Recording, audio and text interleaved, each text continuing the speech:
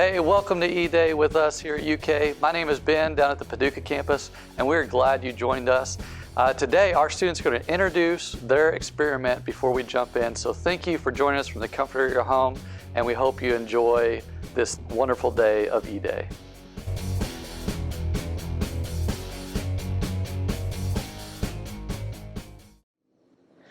Hello everyone, my name is Robert Harper and I'm with the Society of Automotive Engineers, and for the E-Day activity that's going to be in your box today, we're going to be making rubber band powered cars. Okay everyone, so when you look in your box you should find two halves of the rubber band powered car, four wheels, two rubber bands, two short axles, one long axle, and one long axle with a toothpick stuck through it. So to start the assembly, you want to take the two short axles and stick them in the furthest rear hole, which these are going to be a tight fit, so if you have a small hammer or something to tap it in, that'd be helpful. You put the two short rods into the frame. That way you can tap it if you need to. Then you will stick the top half on in the same holes, pressing it into place, tapping if needed to get it into place. You'll then take the long rod without the toothpick, stick it through the front holes, which should be loose, no tapping needed.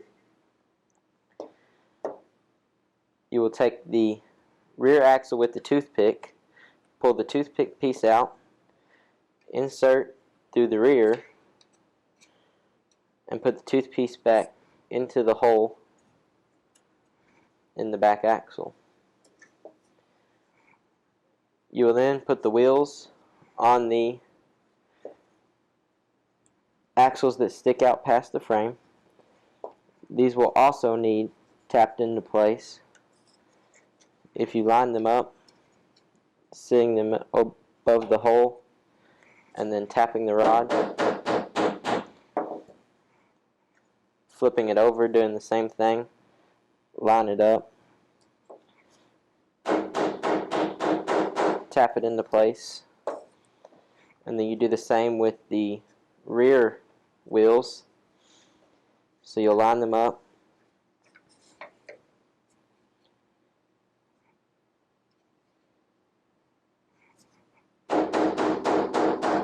tap them into place, flip it, and do the last one, lining it up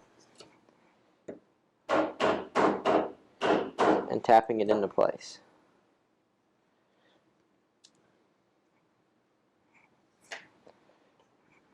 And to finish, you want to take one of the rubber bands, wrap it around the small frame pole,